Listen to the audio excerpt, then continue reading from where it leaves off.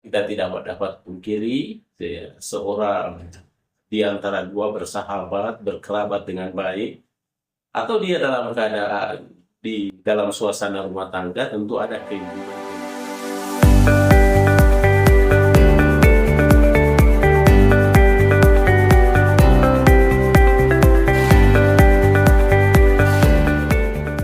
Bismillahirrahmanirrahim. Assalamualaikum warahmatullahi wabarakatuh.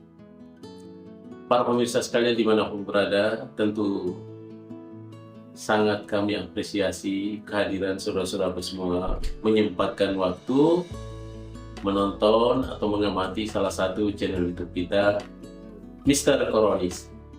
Komunikasi romantis dan humanis.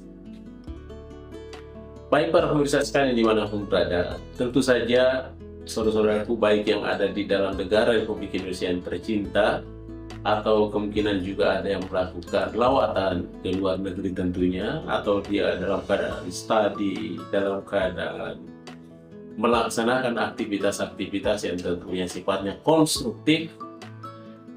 Tentu kita apresiasi bersama, dan tentunya harapannya akan mencapai target sesuai dengan apa yang menjadi dambaan masing-masing.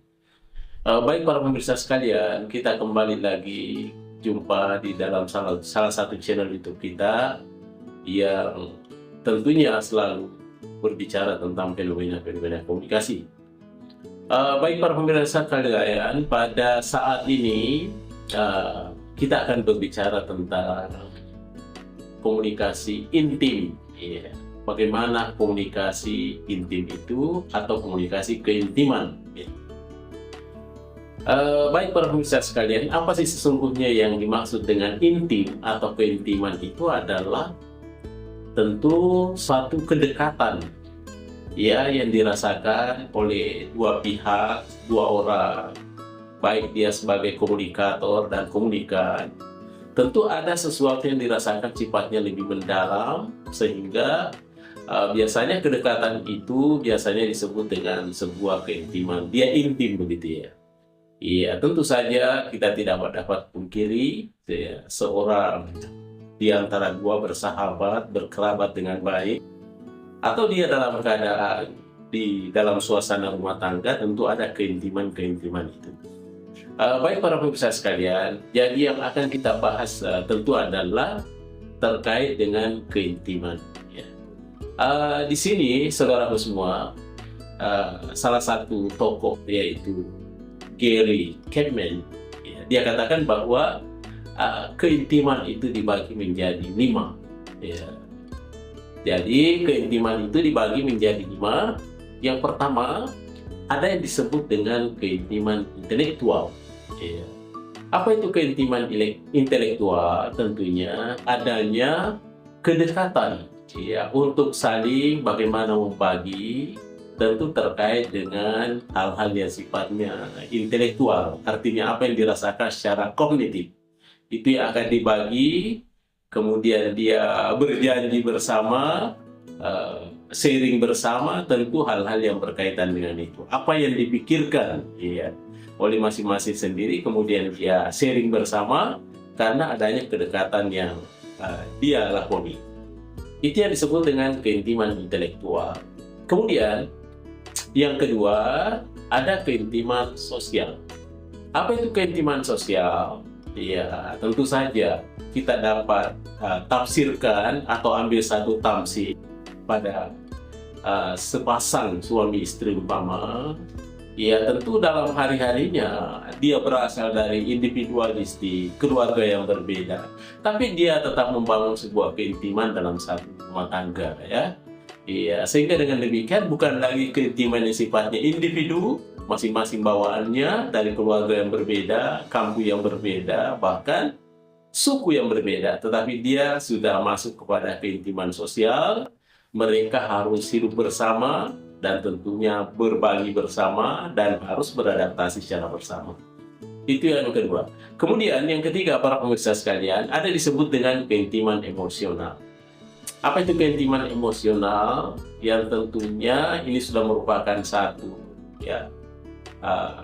secara alami bahwa ketika kita jumpa ketika kita bertemu dengan seseorang, ya tentunya secara tiba-tiba perasaan itu muncul secara spontanitas. Ya, tentu saja mau menyapa, menghadapi seseorang itu yang baru kita kenal, ya tentunya juga tentu harus ada feedback dari yang kita mau kenal itu. Sehingga dengan demikian, emosional yang tadinya masing-masing berdiri sendiri, kemudian dia mencoba diramu sehingga menjadi ada satu kecocokan. Sehingga dengan kedekatan itulah, sehingga lahirlah satu keintiman emosional. Kemudian, para pemirsa sekalian, yang keempat, ada disebut dengan keintiman secara fisik. Bagaimana itu keintiman fisik? Tentu di dalam komunikasi kita kenal bahwa di dalam psikologi komunikasi bahwa sentuhan-sentuhan fisik itu biasanya lebih tajam, jauh lebih mujarab ketimbang dengan sentuhan dengan kata-kata. Artinya, ketika orang disentuh fisiknya, disentuh nuraninya, fisiknya, ya tentu saja dia merasa bahwa dia lebih signifikan ketimbang dengan hanya diberikan sebuah nasihat tentunya. Ya, apalagi kadang-kadang sahabat-sahabat kita, teman kita, ya, tentu beda ya pada saat ada sentuhan fisik dibanding dengan hanya kata-kata saja. Kemudian yang terakhir para pemirsa sekalian, yang kelima ada yang disebut dengan keintiman spiritual. Apa itu keintiman spiritual? Yaitu tentunya satu kedekatan yang ditandai dengan adanya kedekatan dengan Sang Khalik atau Pencipta. Dalam hal ini artinya Tuhan yang Maha Kuasa. Ya, kedekatan-kedekatan inilah tentu yang dibangun secara bersama, saling menasihati, ya, dan membangun keutamaan, membangun secara spiritual apa yang diharapkan bersama antara sahabat kita, antara kerabat-kerabatnya, sehingga lahirlah sebuah keintiman yang sifatnya spiritual. Baik para pemirsa sekalian dimanapun berada, inilah 5 macam ya keintiman yang tentunya kita perlu pertimbangkan bersama, perlu kita coba-coba analisa secara bersama.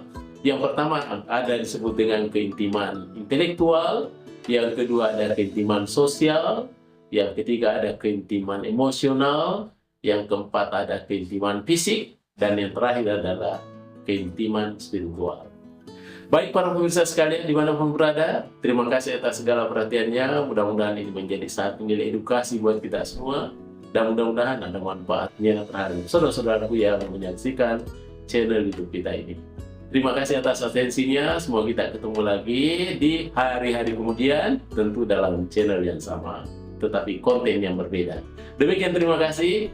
Mr. Koronis mengundurkan diri. Assalamualaikum warahmatullahi wabarakatuh. Koronis.